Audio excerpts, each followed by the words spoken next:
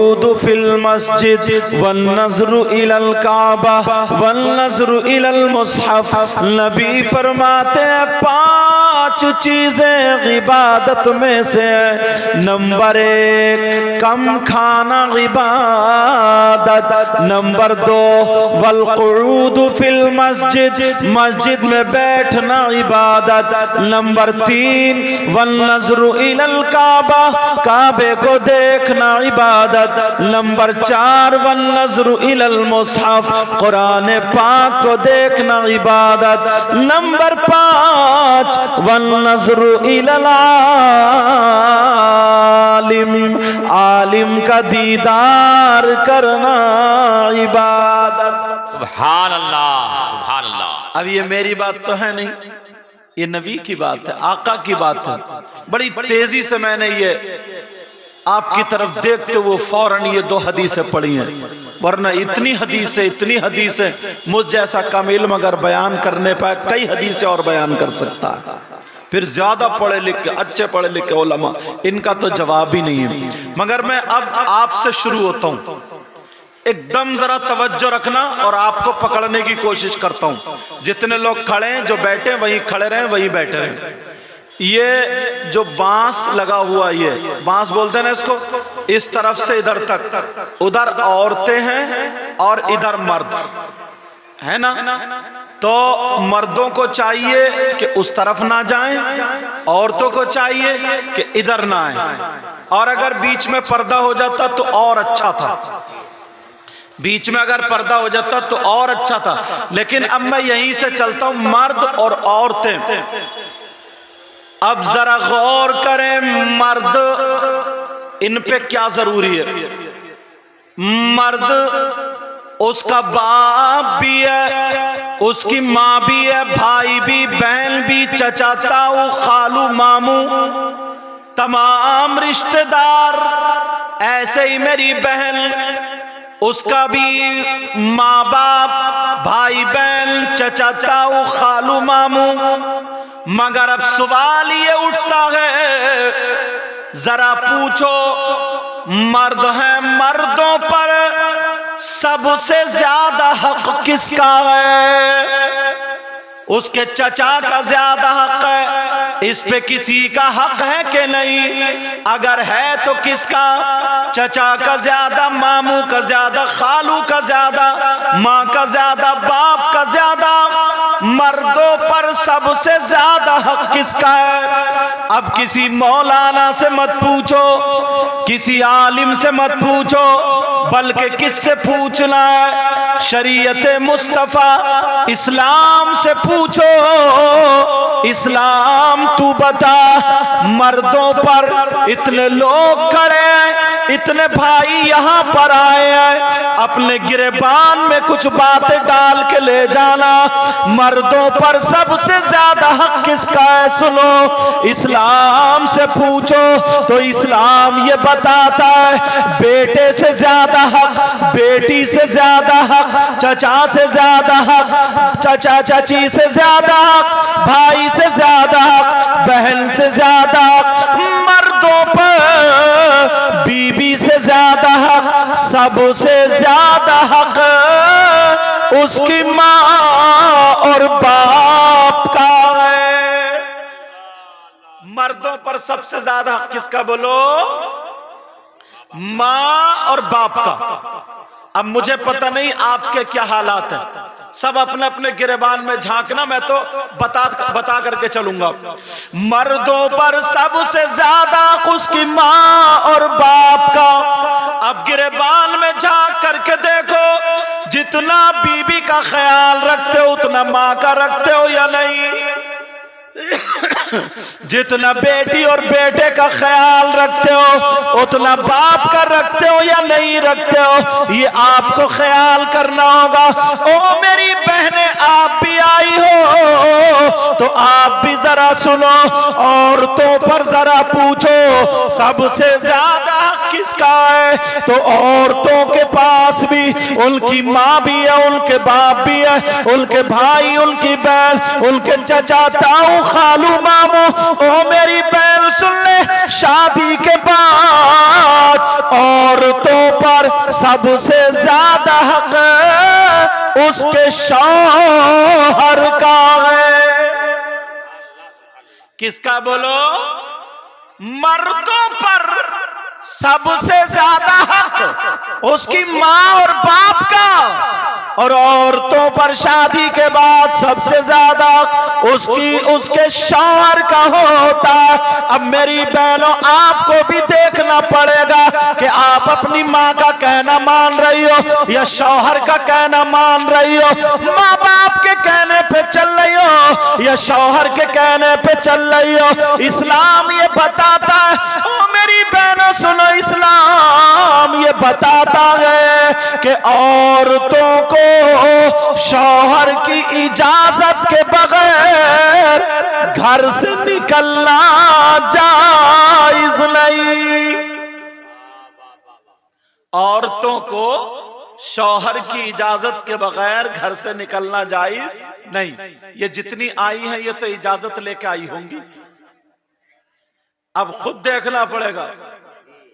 और यहीं पर नहीं, किसी उर्स में चले जाओ, मजार पे चले जाओ, कहीं भी चले जाओ, मगर मैं इतना जरूर कहूंगा, औरतों को शौहर की इजाजत के बगैर घर से कदम निकालना जायज नहीं। ओ मेरी बहन जरा सुन ले, एक हदीस का मफहूम बताओ। नबी फरमाते हैं एक औरत वो है जो नमाज पढ़े फिर भी जन्नत में ना जाए, रोजा रखे फिर भी जन्नत में ना जाए, कुरान की तिलावत करे फिर भी जन्नत में ना जाए, अच्छे काम करे फिर भी जन्नत में ना जाएगी। वो कौन सी औरत है? वो औरत है जो अपने शौहर का कहना नहीं मानती, अपने शौहर को जलील करती है, अपने शौहर को नाराज कर देती है, अपने शौहर से लड़ती है। इतना लड़ाई, इतनी लड़ाई, रात को शौहर का बिस्तर अलग और बीवी का बिस्तर अलग है। तो नबी फरमाते ऐसी औरत जो शौहर को नाराज कर दे, उसका नबी भी उससे नाराज और उसका खुदा भी उससे नाराज है। बाबा जिंदाबाद जिंदाबाद। और मर्दों का एक हदीस का मफहूम बताऊं, नबी ने फरमाया कुछ नमाजी ऐसे होंगे जिनका हश्र जालिम बादशाहों के साथ होगा, कुछ रोजेदार ऐसे होंगे जिनका हश्र जालिम बादशाह के साथ होगा। सहाबा ने अर्ज किया वो कौन नमाजी, कौन हाजी होंगे? तो नबी फरमाते वो मर्द होंगे जो अपनी बीवियों पे जुल्म करते हैं, अपनी बीवियों के तमाचा मारते हैं, अपनी बीवियों के बेकसूर उन पे डंडा पकड़ते हैं, जूता चप्पल मार के घर से बाहर निकाल देते हैं, बिचारी पे जुल्म करते हैं, ताना करते हैं, तोहमत लगाते हैं, ऐब लगाते हैं, बीबी को सताते हैं। नबी फरमाते ऐसा शौहर अगर नमाजी हो तब भी उसका हश्र जालिम बादशाहों के साथ होगा। और जालिम बादशाह कौन? फिरौन, कारून, नमरूद, हामान, शद्दाद। आज के लोगों का मैं नाम ही नहीं लेता, समझ में आ रही नहीं। अब मैंने बुनियाद डाल दी है, जरा अपने आप को देखना पड़ेगा। मर्दों पर सबसे ज्यादा हक उसकी माँ और बाप का है। अब जरा थोड़ा औलाद पर, औलाद के हुकूक आते हैं। किसके आते हैं बोलो? यहां पर आज हम बड़ी आसानी से छुट जाते। औलाद की तरबियत करना माँ बाप पर जरूरी, समझ रहे मेरी बात? औलाद की तरबियत माँ बाप पर जरूरी है, मगर गिरेबान में जा करके देखो कितने लोग तरबियत कर रहे हैं। अगर तरबियत करते होते तो तुम्हारे बच्चों के बाल फिल्मों जैसे नहीं होते, तुम्हारे बच्चों के चलने का ढंग फिल्मों जैसा नहीं होता, तुम्हारे बच्चों के खाने का ढंग फिल्मों जैसा नहीं होता, तुम्हारे बच्चों के पहनने ओढ़ने का ढंग फिल्मों जैसा नहीं होता, तुम्हारे बच्चे अगर चलते और खाते तो उनके खाने की अदा बोलती नबी नबी, उनके पीने की अदा बोलती नबी नबी, उनके पहनने ओढ़ने की अदा बोलती नबी नबी। ये हुसैन तो नहीं बनता मगर गुलाम हुसैन जरूर बन जाता। सुभान अल्लाह, माशाअल्लाह। हक है। तरबियत का असर देखो। और जरा थोड़ा सा आगे बढ़ो, थोड़ा गहराई में चल रहा हूं। यहां पर इतनी मेरी बहनें बैठी हैं और कम से कम 100 मुसलमान यहां पर हैं, मगर इनकी जवान बेटियों पे मोबाइल मिलेगा, जवान बच्चियों पे मोबाइल, 15-15 साल के लड़के लड़कियों पे मोबाइल। मैं इतना पूछना चाहता हूं कि हमने अपनी बेटी को जो मोबाइल दिया, इसे मोबाइल की क्या जरूरत? देख लो रास्ते में धक्के मारती फिर रही है। जी, हक है। देख लो बेटियों के हालात। तुम्हें क्या पता, तुम तो यहां रह रहे हो। हिंदुस्तान में उलमा घूमते, कितनी लड़कियां गैर मुस्लिमों से टच हो गई, अल्लाह अल्लाह। कितनी लड़की अपने माँ बाप को छोड़ के घर से निकल गई। इतनी माए हैं ये, इतनी माए। मैं इनसे पूछना चाहता हूँ, जवान बेटियों पे मोबाइल है। ओ मेरी बहन, तूने मोबाइल अपनी बेटी को क्यों दिया? क्या तेरी बेटी की फैक्ट्री चल रही है, तेरी बेटी का कारखाना चल रहा, तेरी बेटी के ट्रक चल रहे, हवाई जहाज चल रहा है, बसें चल रही है? मुझे बता दे क्या चल रहा है। बेटी पे मोबाइल की क्या जरूरत है? अगर किसी की बेटी पढ़ रही है, लैपटॉप रखे, टैबलेट रखे, मोबाइल रखे, ठीक है, मगर आज शादी में देख लेना, शादी में अगर 50 लड़कियां होंगी तो एक भी अल्लाह की बंदी ढंग के कपड़े नहीं पहने होगी, दुपट्टा नहीं संभालेगी, मोबाइल संभालेगी वो। ये है माँ बाप की तरबियत। अल्लाह फरमाता, या अय्युहल्लज़ीना आमनू कू अनफुसकुम व अहलीकुम नारा। ऐ ईमान वालों, अपने आप को और अपने घर वालों को जहन्नम की आग से बचाओ। सुभान अल्लाह, माशाअल्लाह। बचा रहे हो क्या? बोलो। अभी कोई शायर एक शेर पढ़ देता, कोई नारा लगा दे कूद, जैसे बड़ा जन्नती और खड़े खड़े मूत के आया है। सिर्फ एक नारा लगाया और हम जन्नती हो गए साहब। 2 नारे लगाए, हम जन्नती हो गए। ईशा की नमाज का पता नहीं, फजर का पता नहीं, जोहर का पता नहीं, असर का पता नहीं। यही वजह कि कोई मौलाना आएगा तो नमाज को कहेगा अच्छी बातों के हुड़दंगी करके चलो, उल्टा सीधा करके चलो। और खैर यहाँ तो अल्लाह का फजल है, वरना बाज जलसों में तो बिल्कुल गानों के ढंग पे नाते पड़ी जा रही हैं, गानों के ढंग पे। आधे नौजवान नात सुन के नहीं झूम रहे, उसकी धुन सुन के झूम रहे हैं। उनके ये मुड्ढे मटक रहे हैं, उनके हाथ कूद रहे हैं, उनके कूले मटक रहे हैं, गाने की धुन सुन के, गाने का ढंग सुन के। और हम लोग समझ रहे हैं, शायर समझ रहे हैं कि मेरी नात बड़ी जम रही है साहब। कब्र में बहुत जमेगी, जब मुनकर नकीर आएंगे तो इतना मारा जाएगा, बढ़िया करके जमा देंगे। लेकिन मैं पूछना चाहता हूं इस माँ बाप से, आज जो बेटियों के सरों से दुपट्टा उतर गया, रे तू तो माँ है, तू तो बाप है, जरा मुझे बता बेटी के सर पे दुपट्टा क्यों नहीं है? तुम देख लेना, बीबी जा मेला लगा हुआ, आते जाते पहले पुरानी औरतें अपने चेहरा छुपाती थी, अब तो कपड़े दिखा रही है, अपना चेहरा दिखा रही है, अपना जिस्म दिखा रही है। जब तक जिस्म न दिखेगा इसके कलेजे को ठंडक न मिलेगी। ऐसे हालात हो गए, न माँ को पता है न बाप।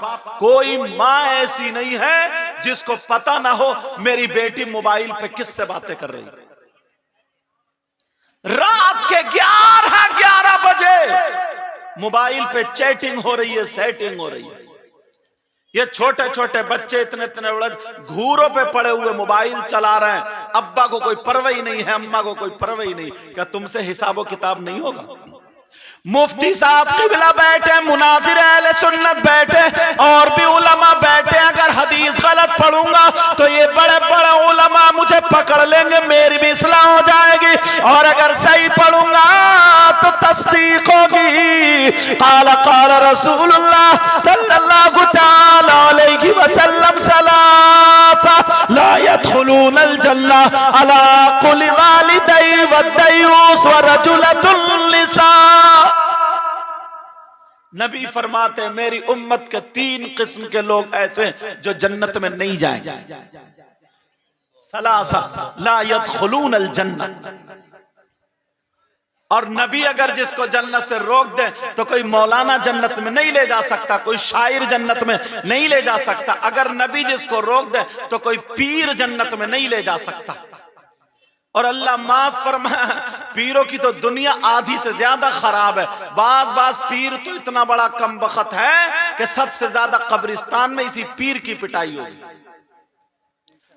टांगे फैला दी और औरतों से पांव दबा रहा, औरतें पांव दबाते दबाते उसका गोश्त पुलपुला कर रही है। वो करामत के चक्कर में है और दोनों पिटेंगे। ये मुरीदा भी कब्र में पिटेगी और ये पीर भी पिटेगा। ना इसे जोहर का पता, ना असर का पता, ना मगरिब का पता। 10-10 अंगूठी पहन ली, कंठे पहन लो, फुर्राटे मार रहे। तुम समझ रहे हो बड़ा पहुंचा हुआ मियाँ है ये, बड़ा पहुंचा हुआ पेड़ है, इतना पहुंचा हुआ है, इतना पीछा पहुंचा हुआ। इसके चक्कर में रहोगे तुम भी कब्रिस्तान में पिटोगे। ऐसे हालात नबी फरमाते हैं 3 लोग जन्नत में नहीं जा सकते। 3 किस्म के लोग ऐसे हैं जो जन्नत में नहीं जा सकते। और अगर नबी जिसको मना फरमा दे तो कोई माई का लाल नहीं ले जा सकता। और मैं तो ये कहता हूं अगर नबी जिसको मना कर देना तो उसकी नमाजें भी उसे जन्नत में नहीं ले जा सकती, उसके रोजे भी जन्नत में नहीं ले जा सकते, उसकी ज़कात भी, जलसा, उसकी तकरीर, नात, कुछ भी जन्नत में नहीं ले जा सकती अगर नबी जिसको रोक दे तो। नबी जिसको मना कर दे उसको कोई जन्नत में नहीं ले जा सकता। कितने लोग हैं बोलो, कितनी किस्म के बोलो प्यारे? अगर इजाजत हो तो बता दो। नंबर 1, लोग ना जन्नतियों को टटोलते हैं। मैंने वो हदीस पढ़ ली कि पता तो चले यार हम कितने पानी में। कौन जन्नत में नहीं जाएगा? नबी फरमाते अला कुल्लि वालिदै,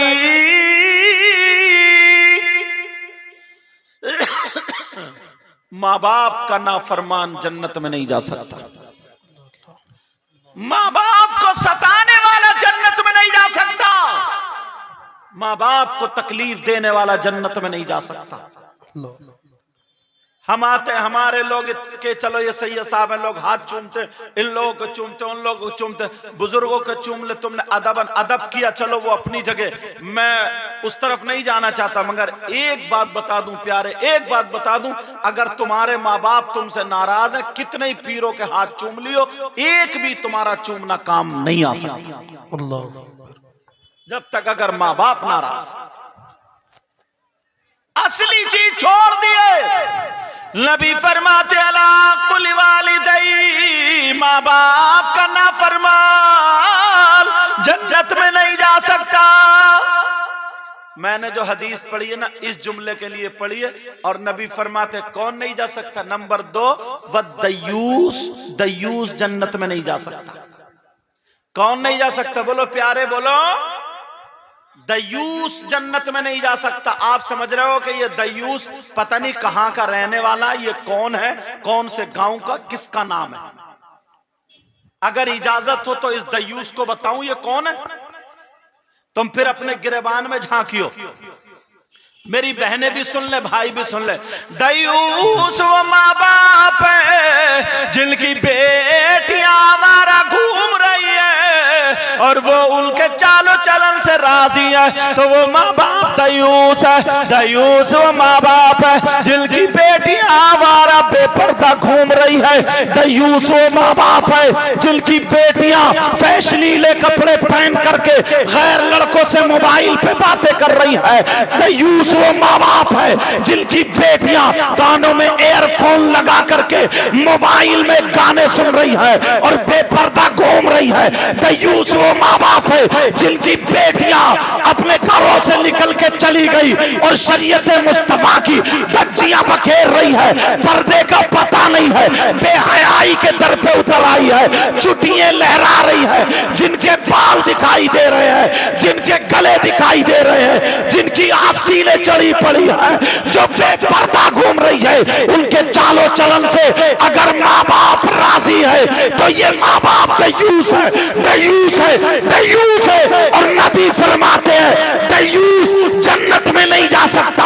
वो माँ बाप जरा समझ ले, देख ले तेरी बेटी मेले में कहीं बेपर्दा तो नहीं घूम रही है, बगैर दुपट्टे के तो नहीं घूम रही है, मोबाइल चला चला करके फैशनीले कपड़े पहन के शादियों में बेपर्दा तो नहीं है। जरा देख ले, तुझे देखना होगा। अगर बेपर्दा है तो तू दयूस है, उसके चालो चलन से राजी है तो दयूस है। और नबी फरमाते हैं दयूस जन्नत में नहीं जाएगा। सुभान अल्लाह, सुभान अल्लाह, अल्लाहु अकबर, या रसूल अल्लाह, जिंदाबाद, अल्लाहु अकबर, या रसूल अल्लाह। दयूस शौहर भी है, तवज्जो रखना, शौहर भी है। कौन शौहर? वो शौहर जो अपनी बीबी को डेकोरेशन करा करके मेलो ठेलों में बेपर्दा घुमा रहा है, जी, गैर लड़कों से हाथ मिलवा रहा है, जिसकी बीबी गैर मर्दों से बातें कर रही है, जिसकी बीबी बेपर्दा घूम रही है, कोई पर्दा नहीं कर रही है, उसका चालो चलन फिल्मों जैसा है, बेहयाई के दर पे उतर आई है और वो शौहर उससे राजी है तो वो शौहर भी दयूस है। और नबी फरमाते हैं दयूस जन्नत में नहीं जा सकता। जी, पूरी दुनिया की बात गलत हो सकती है मगर आमना के लाल की बात गलत नहीं हो सकती है। सुभान अल्लाह। समझ रहे हैं मेरी बात? जो माँ बाप को सताता है, नंबर एक वही तो था ना, जो माँ बाप को सताता है, माँ बाप को तकलीफ देता है, माँ बाप को नाराज कर देता है, जिसके माँ बाप जिससे नाराज होते हैं उसका नबी भी उससे नाराज होता है, उसका खुदा भी उससे नाराज होता है। और जिसके नबी नाराज, जिसका खुदा नाराज, उसकी दुनिया भी बेकार है, उसकी आखिरत भी बेकार है। चलो जरा एक तारीखी वर्क की तरफ तुम्हें ले चलो प्यारो, तुम्हें याद आ जाएगा। केरला की सरजमीन पे चलो, एक जगह कासरकोड है, वहां पर एक अल्लाह वाले का मजार शरीफ है जिनका नाम हजरत मालिक बिन दीनार है। बाज लोगों ने कहा ये सहाबी है, लेकिन ज्यादातर लोग बोलते हैं ये ताबई है। आला हजरत भी इसी तरफ गए हैं कि ताबई है।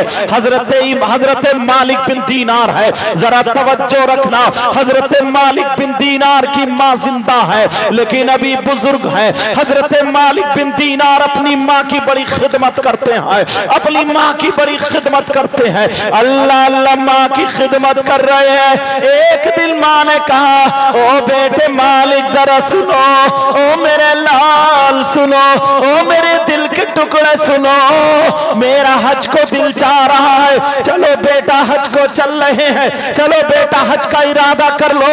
हजरत मालिक बिन दीनार बोले माँ ठीक है, चलो हज को चलते हैं। अब दोनों माँ बेटे हज को चल देते हैं। पैदल का रास्ता है, हवाई जहाज का दौर नहीं था, पैदल चल देते हैं। दोनों माँ बेटे जा रहे हैं लेकिन 10-20 कदम चलते हैं। हजरत मालिक बिन दीनार पीछे हटके अपनी माँ के कदमों का बोसा देते हैं। माँ कहती है मेरे लाल तुम मेरे पाँव क्यों चूम रहे हो?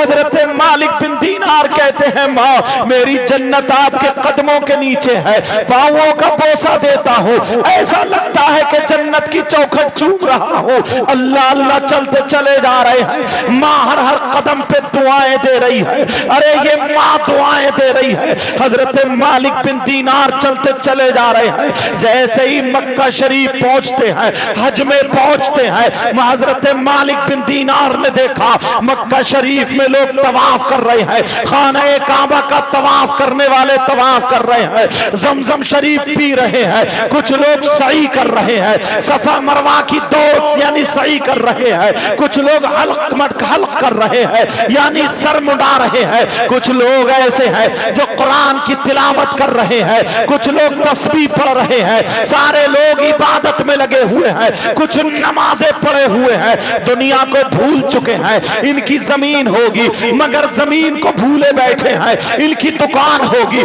मगर दुकान को भूले बैठे हैं। हजरत मालिक बिन दीनार कहते हैं मौला परवरदिगार आलम, ये इतने लोग हैं अपने अपने अंदाज में तेरी इबादत कर रहे हैं। ऐ अल्लाह बड़ी बड़ी दूर से आए हैं। परवरदिगार तूने इनके हज को कबूल कर लिया होगा। हजरत मालिक बिन दीनार कहते मौला तूने इनके हज को कबूल कर लिया होगा। लेकिन जैसे ही शाम होती है हजरत मालिक बिन दीनार सोते हैं तो ख्वाब आता है। ख्वाब में आता है ओ मालिक बिन दीनार सुनो, मिनकुम का लफ्ज था, तुम में से एक बंदा मेरा ऐसा है, तुम में से एक बंदा ऐसा है जिसके मैंने हज को कबूल नहीं किया। अरे तुम में से एक बंदा है जिसके हज को कबूल नहीं किया। हजरत मालिक बिन दीनार रोने लगे। हजरत मालिक बिन दीनार तड़पने लगे। जैसे ही आंख खुली तड़पने लगे और अपनी माँ की बारगाह में आ गए और कहने लगे माँ माँ कहीं मैं ही तो नहीं हूँ जिसका हज कबूल नहीं हुआ। माँ तुम मुझसे राजी हो ना, माँ तुम मुझे माफ कर दो ना, माँ कोई गलती हो गई हो तो माफ कर दो। हजरत मालिक बिन दीनार की माँ कहती है ओ मेरे लखते जिगर, मेरे नूरे नजर, मेरे दिल के टुकड़े, मेरे जाने, मेरे प्यारे बेटे, मैं तो दुआ करती हूँ मौला परवरदिगार परवरदिगार मेरे जैसा बेटा हर एक माँ को अता फरमाए। बेटा मैं तुमसे राजी हूँ। माँ मैंने ऐसे ऐसे ख्वाब में देखा, कहा मेरे लाल तुम नहीं हो सकते हो, जिसका हज कबूल ना हुआ हो वो कोई और होगा। लेकिन हजरत मालिक बिन दीनार दिन भर अल्लाह की बारगाह में तौबा करते रहे, इस्तिगफार पढ़ते रहे, रोते रहे। जब शाम हो जाती है, शाम को जब सोते हैं तो फिर ख्वाब आता है ऐ मालिक बिन दीनार तुम रात भर रोते रहे, मैंने हज को कबूल नहीं किया। अरे मैंने तो नमाज भी कबूल नहीं की। तुम में से एक बंदा ऐसा है जिसकी मैंने नमाज कबूल नहीं की, जिसका मैंने रोजा कबूल नहीं किया, जिसकी मैंने कोई इबादत काबिल कबूल नहीं की। ओ लोगों कौन ऐसा गुनाहगार है जिसकी नमाजें कबूल नहीं है, जिसके रोजे कबूल नहीं है, जिसकी ज़कात कबूल नहीं है, जिसका हज कबूल नहीं है। हजरत मालिक बिन दीनार रोकर फिर रो जाते हैं और रोकर के माँ की बारगाह में आ गए, माँ मैं बर्बाद हो गया, माँ मैं हलाक हो गया। माँ कहा बेटा क्या बात है? कहा माँ मामला ऐसा है, मैंने आज रात ख्वाब में फिर देखा, अल्लाह की तरफ से ये ख्वाब आया ओ मालिक बिन दीनार मैंने तुम्हारे हज तो हज किसी के रोजे को भी कबूल नहीं किया। तुम में से एक बंदा वो है जिसकी कोई इबादत काबिल कबूल नहीं। माँ वो बंदा मैं ही तो नहीं हूँ। हजरत मालिक बिन दीनार अपनी माँ के कदमों पर रो दिए। माँ की आंखों में आंसू आ गए। माँ ने सीने से लगाया और कहा मौला मेरे बेटे को बचा ले, मेरे बेटे के ख्वाब को वाज़ेह कर दे, मेरे ख्वाब के बेटे को खोल दे। अम्मा की दुआ जरा देखो, अम्मा की दुआ रंग लाती है। जैसे ही रात को मालिक बिन दीनार सोए तो ख्वाब आ जाता है ओ मालिक बिन दीनार तुम रोते रहे, तुम रोते रहे। जिसकी नमाजें कबूल नहीं है वो तुम नहीं हो, जिसके रोजे कबूल नहीं है वो तुम नहीं हो, जिसका हज और ज़कात कबूल नहीं है वो तुम नहीं हो। फिर कौन है? ख्वाब में बताया गया एक अल्लाह का बंदा हज को आया है जिसका नाम मोहम्मद मोहम्मद बिन हारून है वो है जिसकी कोई भी इबादत काबिल कबूल नहीं है।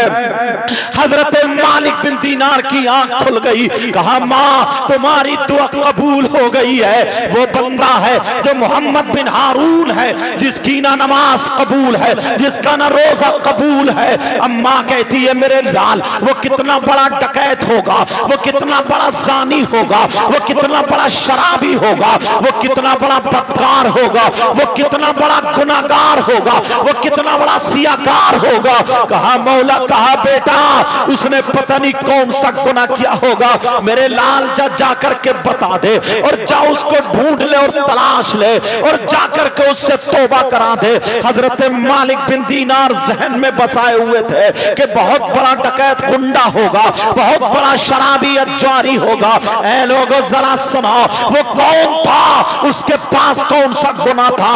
आज हमारे पास भी वो गुनाह हो जाता है।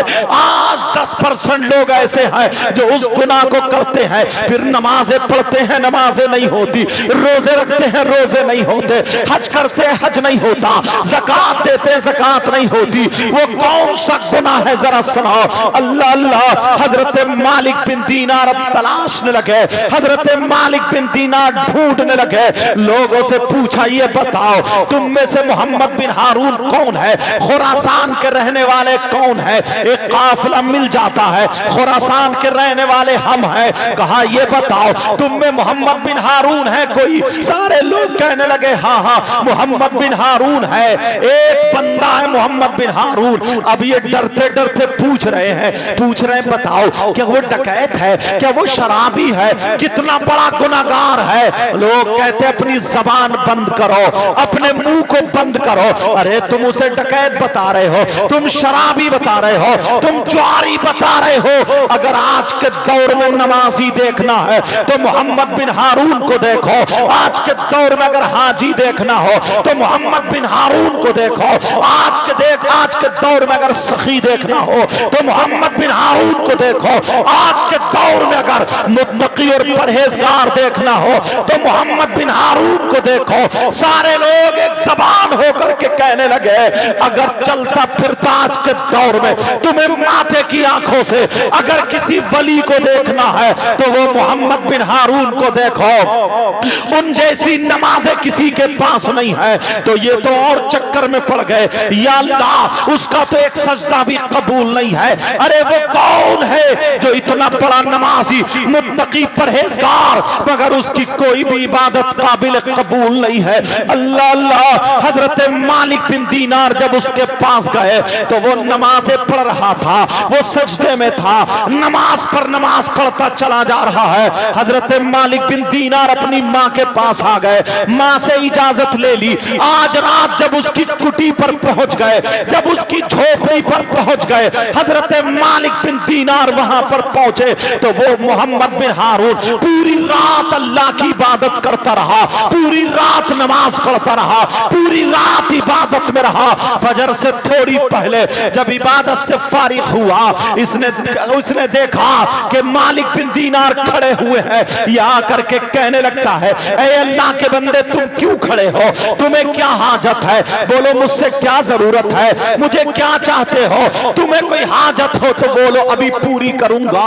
ये हजरत मालिक बिन दीनार कहने लगे मेरा नाम मालिक बिन दीनार है, तुम खुरासान के रहने वाले हो। कहा जी खुरासान का रहने वाला हो। कहा तुम्हारा नाम मोहम्मद है। कहा जी मेरा नाम मोहम्मद है। कहा तुम्हारे बाप का नाम हारून है। कहा जी मेरे बाप का नाम हारून है। बात बताओ बात क्या है। मालिक बिन दीनार कहने लगे तुम्हारी नमाज़ें में देखता हूँ, तुम्हारा तकवा में देखता हूँ तो रश्क होता है, मगर अल्लाह की बारगाह में तुम्हारा एक सजदा भी कबूल नहीं है, तुम्हारा एक रोजा भी कबूल नहीं है, तुम्हारी इबादत कोई भी कबूल नहीं है। जब इतना सुना मोहम्मद बिन हारून की आंखों में आंसू आ गए। मोहम्मद बिन हारून रोने लगे, इतना रोए सिसकियां और हिचकियां लेने लगे, सिसकियां बन जाती हैं और रोने लगे, कहने लगे हाँ भाई मुझे पता है मालिक बिन दीनार, मुझे पता है मेरा एक सजदा भी अल्लाह की बारगाह में कबूल नहीं है, मेरी कोई इबादत काबिल कबूल नहीं है। कहा तुम्हें पता है तो फिर तुम्हें गुनाह का भी पता होगा, तुम्हें जुर्म का भी पता होगा तुमने कौन सी खता की है, कौन सा जुर्म किया है, कौन सा गुनाह किया है। मालिक बिन दीनार ने जब कहा तो मोहम्मद बिन हारून बोले हाँ हाँ मुझे अपने गुनाह का पता है, मुझे अपने जुर्म का पता है, मुझे अपनी खता का पता है। कहा जरा बयान करो। अब मोहम्मद बिन हारून रो करके बैठ जाते हैं, कहते हैं भाई जरा मेरी ज़बानी मेरी कहानी सुन लो, अगर इजाजत हो तो बता दूं क्या गुनाह था। बोलो सुनना चाहते हो या नहीं चाहते हो। हजरत मालिक बिन दीनार बोले बताओ।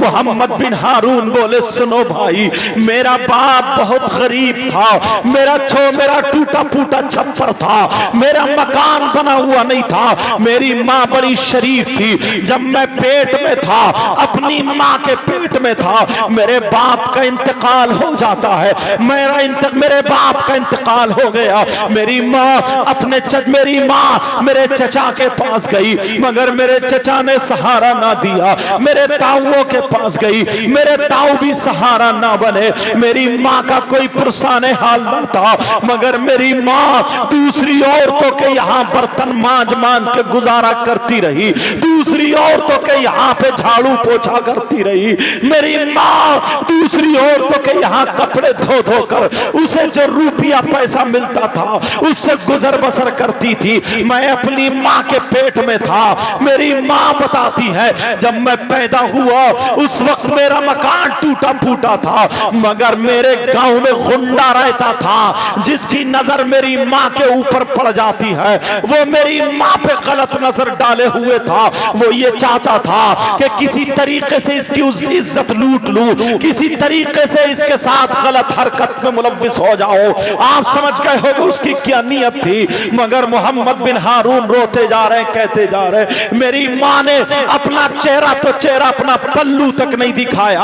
ओ मेरी बहनों सुन लो, इस्लाम की शहजादियां ऐसी होती हैं। आज तुम अपना जिस्म दिखा के चल रही हो, आज तुम अपनी चुटियां लहरा के चल रही हो, आज तुम अपने बाल दिखा के चल रही हो। जरा देखो इस्लाम की शहजादी को। मोहम्मद बिन हारून कहने लगे मेरी माँ ने अपना चेहरा नहीं दिखाया, वो गुंडा मेरी माँ के पीछे रहा, लेकिन मेरी माँ ने कभी मौका ना दिया। वो कहते हैं एक दिन ऐसा हुआ जब मैं दूध पी रहा था, जब मैं दूध पीता था, जब मैं छोटा सा था। मोहम्मद बिन हारून बोले मेरी माँ ने मुझे बताया एक दिन ऐसा हुआ सुबह से लेकर के दोपहर तक बारिश होती रही, इतना पानी बरसा, गांव में पूरे में पानी भर गया, मेरे मकान में घुटनों घुटनों पानी हो जाता है। मेरी माँ मुझे सीने से लगा करके मेरा छप्पर टपकने लगा, मेरा छप्पर चुचियाने लगा, मेरे छप्पर से पानी आने लगा। जरा देखो इस माँ बाप ने तुम्हें कैसे पाला होगा। अल्लाह अल्लाह। मोहम्मद बिन हारून बोले मेरी माँ मुझे सीने से लगा करके कभी इस कोने में खड़ी हो जाती है, कभी इस कोने में खड़ी हो जाती है। मेरी माँ मुझे बचाती रही भीगने से, लेकिन जब दोपहर का टाइम हुआ, अब बादल गरज रहा है, बिल्कुल घटा टोप काली अंधेरी छा जाती है, बादल बिल्कुल छा जाता है। दिन में ऐसा होता है जैसे रात होने लगती है, जैसे ही बारिश होती है बादल बिल्कुल छाया हुआ था और बिजली कड़क रही थी। मोहम्मद बिन हारून बोले उस डकैत को, उस गुंडे को मौका मिला और वो मेरी माँ के घर में घुस जाता है, मेरी माँ की इज्जत लूटने के लिए घर में आ जाता है। मोहम्मद बिन हारून बोले मेरी माँ उसे देख करके मुझे लेके कोने में छुप जाती है, मगर जैसे ही कोने में छुपी फिर मेरी माँ ने मुझे चारपाई पे लिटा दिया और खुद छुप जाती है ताकि उस गुंडे के हाथ में ना पड़ जाऊं। अल्लाह अल्लाह। मेरी माँ का ये आलम था। मोहम्मद बिन हारून बोले मेरी माँ एक बकरी की तरह चारे हाथ पांवों से चल के बारिश में भीगती हुई दरवाजे पे पहुंच जाती है, उस गुंडे से बच करके जंगल का रुख करती है। लेकिन जैसे मेरी याद आती है, जैसे मेरी ममता भड़क उठती है, मेरी माँ ने मेरी वजह से कदम आगे नहीं बढ़ाया। मेरी माँ चुपके से फिर घर में वापस आ गई, एक बकरी की तरह चलती हुई आई। ओ नौजवानों, तुम्हें क्या पता है, अरे इस माँ ने तुम्हें कैसे पाला है, 9 महीने तुम्हें पेट में रखा है, आज तू अपनी माँ को आंखें दिखाता है, आज तू अपने बाप को आंखें दिखाता है। आज तू बंबई चला गया, आज तू दिल्ली चला गया, आज तू गोवा चला गया, आज तू चेन्नई चला गया, आज तू मद्रास चला गया, आज तू सिक्किम वगैरह चला गया, आज तू 4 पैसे कमाने लगा। तेरा बाप अब बाप नहीं रहा, तेरी माँ माँ नहीं रही, अब तेरे बाप की तेरे सामने नहीं चलती है। इसी बाप को देख, इसने हल जोत के तुझे पाला है, छप्पर में तेरी माँ ने तुझे पैदा किया है। अरे अगर पेट में एक रात में पथरी होती है तो तुझे बर्दाश्त नहीं होता। तेरी माँ ने तुझे 9 महीने पेट में रखा है। अपनी माँ से जरा पूछ, ओ मेरी बहन, ओ छोटी छोटी बच्ची हो, 15 साल की बच्ची, 20 साल से पहले की बच्ची, अगर माँ इसको डांट देती है तो ये अपनी माँ को आंखें दिखाती है। हरगिज अपनी माँ को आंखें मत दिखाना, मैं तुझसे हाथ जोड़ के कह के जाता हूँ। अरे तेरी माँ ने तुझे बड़ी मुश्किल से पाला है, तेरी माँ ने बड़ी तकलीफें उठाई है, तुझे क्या पता है। मोहम्मद बिन हारून कहने लगे, मेरी माँ बकरी की तरह चलती हुई घर में आ जाती है और मुझको मेरी माँ ने बगल में दबा लिया और मेरे मुंह को भी दबा लिया ताकि मेरी आवाज ना निकल पाए, मैं चीख ना पाऊं। मेरी माँ एक हाथ से सीने पे लगा करके और बारिश में भीगती हुई जंगल को निकल जाती है। अल्लाह अल्लाह, आज शाम का टाइम है, अरे जंगल में जानवर भी है, मगर इस माँ ने अपने बेटे को नहीं छोड़ा, इस माँ ने अपनी औलाद को नहीं छोड़ा। तू कैसा बेटा है, अपनी बीवी को लेकर अपनी माँ को छोड़ देता है, अपने बाप को छोड़ के अलग हो जाता है। अरे 3 जिसके बेटे हो, तेरी माँ तरस रही है, तेरा बाप तरस रहा है, बीबी के तू 10-10 जोड़ी कपड़े बनाता है, 2-2 साड़ियां लाता है, 3-3 4-4 साड़ियां लाता है, अपनी माँ की एक साड़ी नहीं ला सकता, अपने बाप की एक लुंगी नहीं ला सकता। अरे तेरी बीबी के सर में दर्द हो जाए 2-2 डॉक्टर बदल देता है, तेरी माँ ठोकरें खा रही है, तू अपनी माँ को चश्मा नहीं बनवा के दे सकता, तू अपनी माँ को खांसी की दवा नहीं पिला सकता। अरे मैं ये नहीं कहता तू बीबी को मार दे, बीबी का हक अदा कर, लेकिन माँ का भी हक अदा कर, बीबी का हक अदा कर, लेकिन बाप का भी हक अदा कर। जरा सुन ले मोहम्मद बिन हारून क्या कहते हैं, कहते हैं मेरी माँ रात भर जंगल में खड़ी रही, मेरी माँ पूरी भीग जाती है, मगर मेरी माँ ने दुपट्टे से मुझे ढक लिया और अपने सीने से लगा लिया। पूरी रात मेरी माँ खड़ी रही, मेरी माँ को बुखार आ गया, मेरी माँ कपकपाने लगी, मेरी माँ के होठ नीले पड़ गए, मेरी माँ कांपने लगी। वो लड़की, वो औरत पूरी रात भीगती रही, लेकिन अपने बच्चे को नहीं छोड़ा। इस माँ से पूछो, तुम्हारी माँ, ओ बच्ची ओ, आज जो तुम अपनी माँ को आंखें दिखाती हो, इस माँ से पूछ, तेरी गलती है। ओ बच्चों सुनो, तुम्हारी गलती है, तुमने बिस्तर पे पेशाब किया था, मगर इस माँ ने अपनी चादर की तह बना करके बिस्तर पे रख के खुद लेटती है गीले में, मगर अपनी औलाद को सूखे में सुलाती है। आज तुम उसका ये सिला दे रहे हो। मोहम्मद बिन हारून बोले, मेरी माँ रात भर खड़ी रही, इधर जानवर बोलते थे, उस माँ का कलेजा दहल जाता था, सांप कीड़े बोलते थे, उस माँ का कलेजा दहल जाता था, मगर मोहम्मद बिन हारून की माँ अपने बेटे को सीने से लगाते खड़ी रही, पूरी रात खड़ी रही, उस गुंडे से बच के खड़ी रही। जब सुबह हो गया, जब धूप निकल आई, अब इसके पांव आगे को नहीं बढ़ते हैं, ये माँ अपने बेटे को लेकर के बुखार की हालत में है, ये माँ कपकपा रही है, पूरी रात ये माँ भीग चुकी है, और ये माँ अपने बेटे को लेके घर आ जाती है। चारपाई पे बेटे को रख के ये माँ जब चारपाई पे गिरती है, अल्लाह अल्लाह, ये माँ बेहोश हो जाती है। अब सुबह से लेकर के दोपहर तक ये माँ बेहोश पड़ी है, कोई इतना भी नहीं है जो आधा चम्मच पानी पिला दे, मगर क्या पता है, अरे जिसकी हिफाजत अल्लाह करे उसको कोई नहीं मार सकता। तभी तो किसी ने कहा है, फानूस बन के जिसकी हिफाजत हवा करे, वो शमा क्या बुझे जिसे रोशन खुदा करे। अल्लाह अल्लाह, वो लड़की दोपहर तक बेहोश रही, अल्लाह ने सूरज की तपिश को तेज कर दिया, अल्लाह ने ने बला तेज कर दिया। जैसे ही उस लड़की की आंखों पे, उस लड़की के चेहरे पे, उस लड़की के जिस्म पर जब सूरज की शुआएं पड़ती हैं, जब सूरज की शुआओं से उस लड़की का जिस्म गर्म पड़ता है, तभी होश में आ जाती है। लड़की उठ के बैठ जाती है, अपने बेटे को उठा के सीने से लगा लेती है। मोहम्मद बिन हारून अपनी कहानी बताते जा रहे और रोते जा रहे और कह रहे सुनो सुनो सुनो मालिक बिन दीनार, अभी यही तक नहीं, अब मेरी माँ मुझे मुसल्ले के सामने रख लेती है, नमाजें पढ़ पढ़ के दुआएं कर रही है और कह रही है अल्लाह मेरे बेटे को गुर्बत से बचा देना, मेरे बेटे को गरीबी से बचा देना, मेरे बेटे को गरीबी से बचा देना। अल्लाह अल्लाह जब इतना कहा, मोहम्मद बिन हारून कहने लगे मैं बड़ा होने लगा, मेरी माँ ने मुझे बकरी लेके दे दी, उस बकरी में इतनी बरकतें हुई, उस जानवर में इतनी बरकतें हुई, मेरी बकरियां ही बकरियां हो गई, गांव में सबसे ज्यादा मालदार मैं हो जाता हूँ।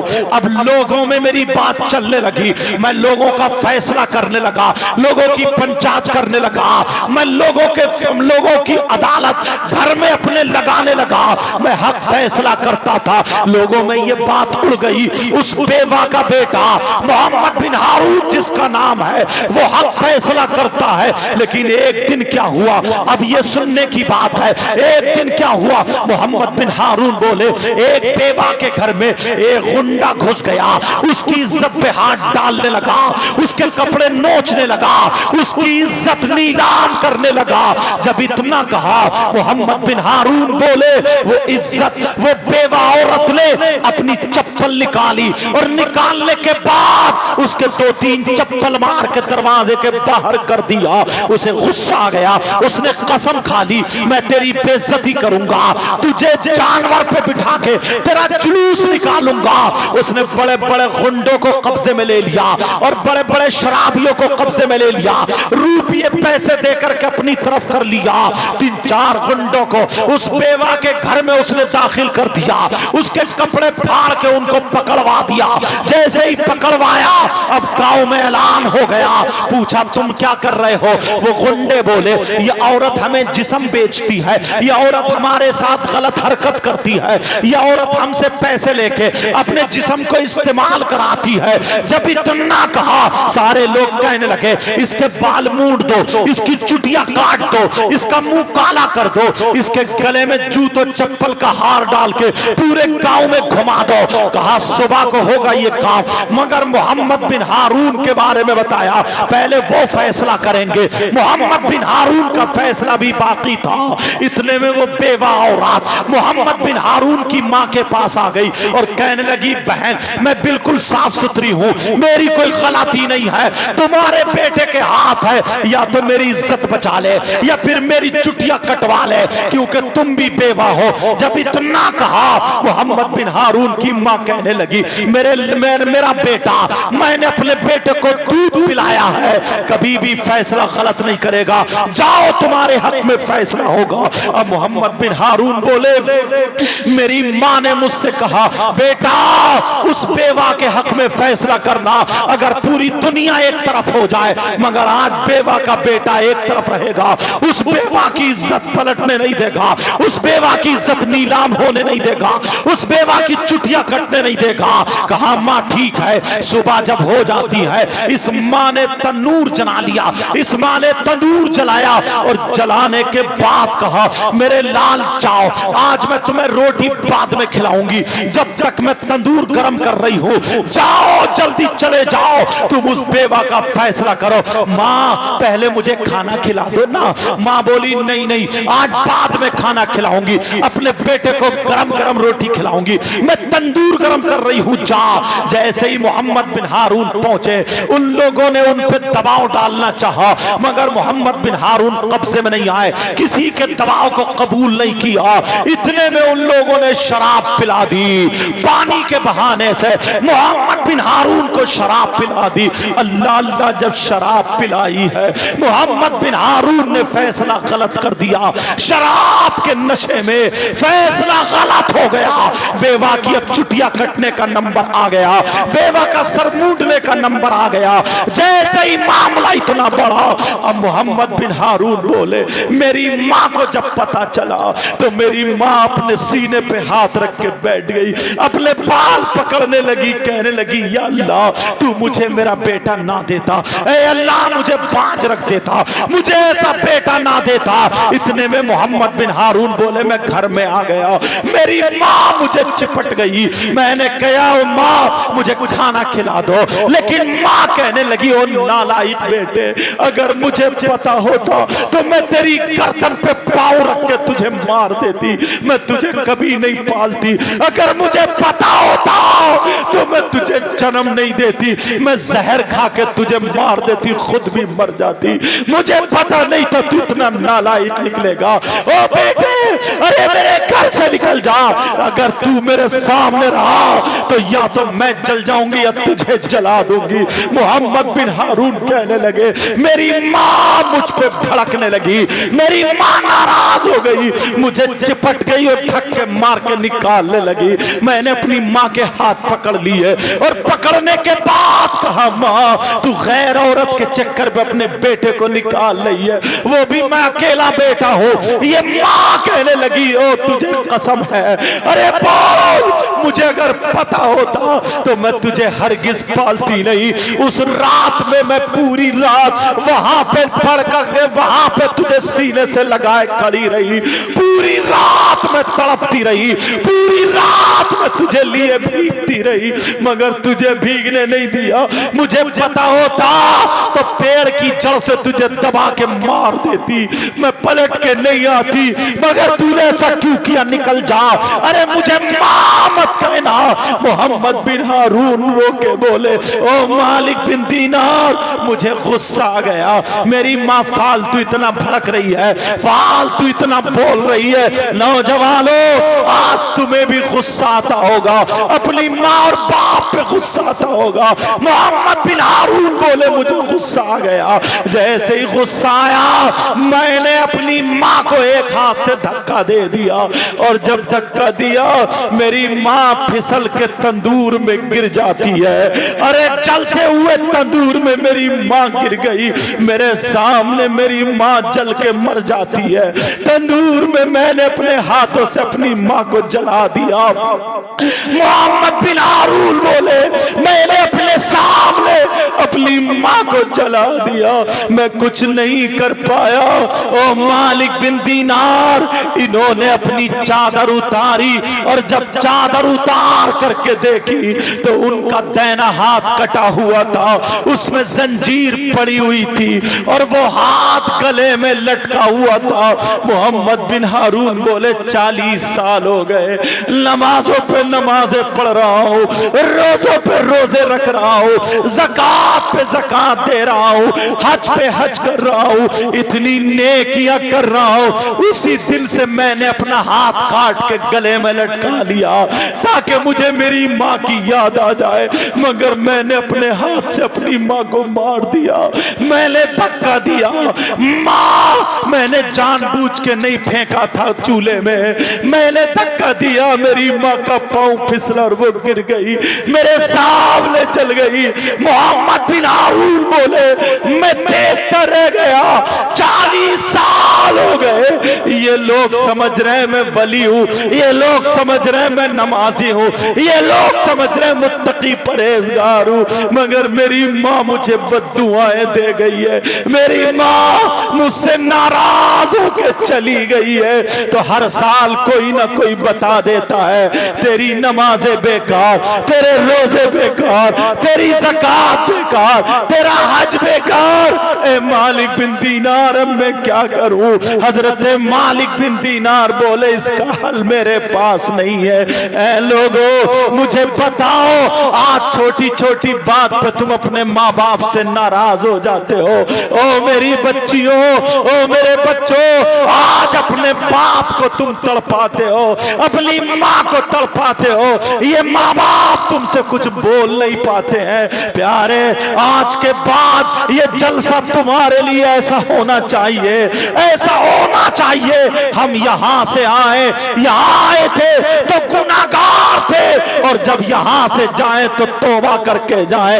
अब पता ये चला कि जिसके माँ बाप जिससे नाराज है, उसका नबी भी उससे नाराज है, उसका खुदा भी उससे नाराज है। और जिसके नबी नाराज, खुदा नाराज, कितनी नमाजें पढ़े, कितने रोजे रखे, कितनी ज़कात दे, कितने हज करे, अगर अल्लाह और रसूल नाराज है तो मैं तो ये कहता हूँ मस्जिद में नहीं बल्कि खाने काबा में नमाज पढ़े। खाने काबा का गिलाफ चूमते चूमते अगर मर जाए, माँ बाप नाराज, अल्लाह और रसूल नाराज, तो उसकी दुनिया भी बेकार है और उसकी आखिरत।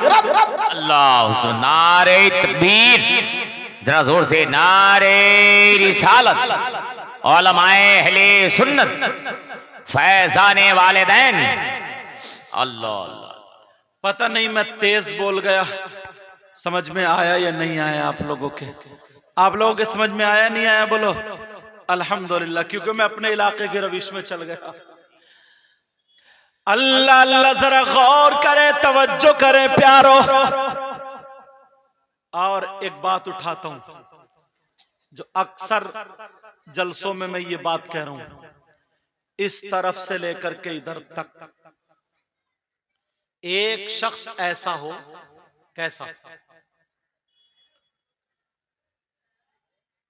यार, वो कितना बुरा शख्स होगा, कितना खराब होगा, कितना खराब होगा जो अपनी मां पर गलत नजर डालता। मेरा इशारा समझ रहे? मर सकता है मगर अपनी मां के साथ गलत हरकत। अगर ऐसा शख्स मिल जाए तुम्हें तो बताओ उससे रिश्तेदारी करोगे? हाँ या ना बोलो, रिश्तेदारी करोगे? उससे दोस्ती करोगे? दस्तरख्वान पे खिलाओगे? कौन है वो? मुफ्तियान किराम बैठे, हदीस शरीफ बताता हूं। तुमने नाम सुना होगा सूद और ब्याज का। किसका नाम बोलो? सूद। आज लोग रुपये से रुपया कमाते हैं, हराम लुकमा खाते हैं, और कुछ लोग तो मोबाइल पे ही जुआ खेल रहे हैं, मोबाइल से पैसे जीत रहे हैं। सूद और ब्याज का तुमने नाम सुना होगा। सूद और ब्याज, अल्लाह मेरे नबी फरमाते हैं सूद और ब्याज का जो गुनाह है उस गुनाह के 70 हिस्से हैं। एक हदीस में 73 का भी जिक्र आया। 70 हिस्से हैं, 70 टुकड़े हैं। मिसाल के तौर पे जैसे ये फूल रखे ना, ये ऐसे ही सूद और ब्याज का जो गुनाह है उसके हिस्से रखो, टुकड़े रखो। सबसे बड़ा वाला इधर, फिर उससे छोटा, उससे छोटा, उससे छोटा, उससे छोटा, उससे छोटा, लास्ट में 70वां जो हिस्सा वो सबसे छोटा। अब नबी फरमाते हैं, आमना के लाल फरमाते हैं, इन तमाम हिस्सों में सबसे छोटा वाला हिस्सा जो है उसका गुनाह ऐसा है, उसका पाप ऐसा है जैसे सगे बेटे का मां के साथ जिना। अल्लाह मेरी तौबा। पहले हाथ उठाओ, सब लोग हाथ उठाओ, हाथ उठा के तौबा करो। बोलो आज के बाद कोई हराम का लुकमा खाएगा? बोलो हाथ हिला, बोलो नहीं, बोलो नहीं। अब रख लो हाथ। अल्लाह हम सब की तौबा को कबूल फरमा ले। नबी फरमाते हैं 3 लोग जन्नत में नहीं जा सकते। नंबर 1 माँ बाप का नाफरमान, यहीं से चला था ना। और नंबर 2 वद्दयूस, दयूस जन्नत में नहीं जा सकता। इन 2 पर अभी बोला हूं। नंबर 3 वरजुलतुन निसा, वो मर्द जो औरतों की वज़ाक़ता बनाए हुए, मतलब लड़का है गले में चैन पहने पड़ा, लड़का है कान में कुंडल पहने पड़ा, लड़का है नाक में नथुनिया पहने पड़ा, लड़का है गले हाथ में चूड़ी और कड़ा पहने पड़ा, लड़का है उसमें बाल में कंगा लगाए पड़ा है। देखो ना, बाज लड़के के बाल ऐसे जैसे कि गधा चढ़ गया, जैसे कि गधा चढ़ गया। और वो लड़कियां जो मर्दों की वज़ाक़ता बनाए हुए हैं, जो लड़कों की वज़ाक़ता बनाए हुए हैं, जो लड़कों जैसा पहनावा पहनती है, लड़की है और जींस की पैंट पहनती है, लड़की है टॉप पहने हुए घूमती है। अब वो लड़के जो औरतों की वज़ाक़ता बनाए हुए हैं, वो लड़कियां जो मर्दों की वज़ाक़ता बनाए हुए हैं, ये भी जन्नत में नहीं जा सकते हैं। प्यारे, ये 3 लोग ऐसे हैं जो जन्नत में नहीं जा सकते। अब दूसरी हदीस तुम्हें मैं बताए देता हूं ताकि पता चल जाए, अगर तुमने सही परवरिश की है, अपने बच्चों की सही तरबियत की है, तो मेरे नबी एक मौके पर इरशाद फरमाते हैं, अगर जिसकी 3 बेटियां हो और वो 3 बेटियों की सही परवरिश कर दे, तो नबी फरमाते हैं वो जन्नत का हकदार है। बेटियों की वजह से जन्नत मिल रही है, लेकिन सही परवरिश कर दे तो। एक सहाबी एक दरमियान से खड़े हुए थे और कहते हैं, आका अगर जिसकी 2 बेटियां हो, तो नबी ने फरमाया अगर वो 2 की सही परवरिश कर दे तो वो भी जन्नत का हकदार है। अब मुझे बताओ, 2 बेटियों की वजह से जन्नत मिली या नहीं मिली? क्यों? इसलिए कि सही परवरिश कर दे तब। नबी फरमाते हैं अगर जिसकी 2 बेटियां हो, सही परवरिश कर दे तो वो भी जन्नत का हकदार है। एक सहाबी और एक कोने से खड़े हो जाते हैं और वो पूछते हैं, कहते हैं आका, अर्ज करते हैं, कहते हैं आका अगर जिसके पास 3 बेटियां नहीं है, अगर जिसके पास 2 बेटियां नहीं है, अगर जिसके पास 1 बेटी हो, उसका क्या मामला है? तो नबी फरमाते हैं अगर जिसकी 1 बेटी हो और वो अगर उसकी सही परवरिश कर दे तो वो भी जन्नत का हकदार है। प्यारो, अब यही औलाद है, यही बेटियां हैं, यही बच्चियां हैं, अगर इनकी सही परवरिश करोगे तो ये जन्नत के हकदार तुम बन जाओगे। और अगर इनको आवारा छोड़ दोगे, इनको मोबाइल अगर दे दोगे, इनको आजाद कर दोगे, इनके पहनने ओढ़ने पर तवज्जो नहीं रखोगे, इनके चलने फिरने पर तवज्जो नहीं रखोगे, इनकी तरबियत सही नहीं होगी, तो फिर जन्नत का दरवाजा बंद हो जाएगा। तुम्हारे लिए जन्नत का दरवाजा बंद कर दिया जाएगा। अब तुम्हारे हाथ में है कि सही परवरिश करें या फिर आजाद छोड़ दे। अगर सही परवरिश करनी है तो तुम्हें इनके हाथों से मोबाइल लेना होगा। आप कहेंगे मोबाइल से परेशानी क्या है? अरे मैं पूछना चाहता हूं, जरा बताओ, जो लड़की यहां से निकल के कभी बाहर नहीं गई, लेकिन उसके पास बंबई का फैशन कहां से आया, उसके पास गोवा का कल्चर कहां से आया, उसके पास फिल्मों का ढंग कहां से आया, उसके पास पहनने ओढ़ने का ढंग वो फिल्मों जैसा कहां से आया? ये मोबाइल की देन है, मोबाइल की। अगर तुम अपनी बेटियों को मोबाइल ले लेते और मोबाइल लेने के बाद अगर इनके हाथ में कुरान दे देते, इनके हाथ में हदीस दे देते, अगर इनके हाथ में दीनी किताब दे देते, अगर हमारी बेटी दीनी किताब पढ़ती, हमारी बेटी अगर पढ़ती तो सैयदा फातिमा की जिंदगी पढ़ती, हजरत मैमूना की जिंदगी पढ़ती, हजरत हफ्सा की जिंदगी पढ़ती, हजरत खदीजा की जिंदगी पढ़ती, हजरत आयशा की जिंदगी पढ़ती, हजरत सैयदा फातिमा की जिंदगी पढ़ती। खुदा की कसम, अगर हमारी बेटी सैयदा फातिमा की जिंदगी पढ़ती तो खाती हमारी बेटी लेकिन ढंग फातिमा का होता, पीती हमारी बेटी लेकिन ढंग फातिमा का होता, चलती हमारी बेटी ढंग फातिमा का होता, पहनती ओढ़ती हमारी बेटी ढंग फातिमा का होता, सोती जागती हमारी बेटी ढंग फातिमा का होता। अगर ऐसी बेटी बाप के घर में होती तो बाप के लिए रहमत बन जाती, और शौहर के घर में होती शौहर के लिए नेमत बन जाती, और जब मां बनती तो इसके कदमों के नीचे औलाद के लिए जन्नत। नारे तकबीर, जोर से नारे रिसालत, उलमाए अहले सुन्नत, फैज़ाने वालिदैन। वाह वाह वाह वाह वाह। लेकिन कहां मोबाइल दे दिया है हाथ में, एयरफोन कान में लगा है, रात भर मोबाइल चला रही है। और ये कुछ लफंगे लड़के हैं, ऐसे लफंगे लड़के जिन्हें न बाप का शऊर न मां का शऊर, जिन्हें न खाने पीने का शऊर न ढंग, बस मोबाइलों पे चैटिंग कर ली, ये समझ रहा यही जिंदगी है। जमाना तुम्हें पता नहीं है कहां आ गया, हालात कैसे आपको पता नहीं। आज पूरी दुनिया हम पे नजरें टेके हुए, आज हमारे बच्चों को बर्बाद कर दिया। यहूद और नसारा ये चाहते थे, गैर लोग ये चाहते थे इनके बच्चे अय्याशी में पड़ जाएं, इनकी बेटियां बच्चलन हो जाएं, इनकी बच्ची और बच्चे अपने जिस्म को दिखाने लगे। वो हालात हमारे घरों तक पहुंचा दिए हैं। आप देख लो, हालात तुम्हारे सामने हैं, नजरों से नजर उठा करके देखो, और उससे पाक में अगर जाओगे तो तुम्हें पता चल जाएगा।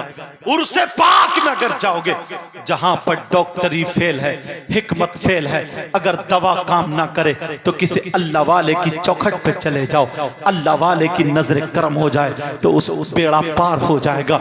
मगर वहां पर भी उर्स अगर किए जाते हैं तो कई हजार लोगों का मजमा होता है, आदमियों से ज्यादा औरतें होती हैं, फैशनीले कपड़े पहन के धक्का मुक्की करते हुए ना जाने कितनों की इज्जतें नीलाम हो जाती है, ना जाने कितनों के दुपट्टे उतर जाते हैं, ना जाने कितनों के मोबाइल पे वायदे वईद होते हैं, ना जाने कितने मोबाइल पे ये वक्त देखते हैं कि कब उर्स आने वाला होगा, हमें मिलने का मौका मिलेगा। मुसलमानों, तुम्हें होश के नाखून लेना चाहिए, तुम्हें अभी सुधरना चाहिए, तुम्हें अभी देखना चाहिए।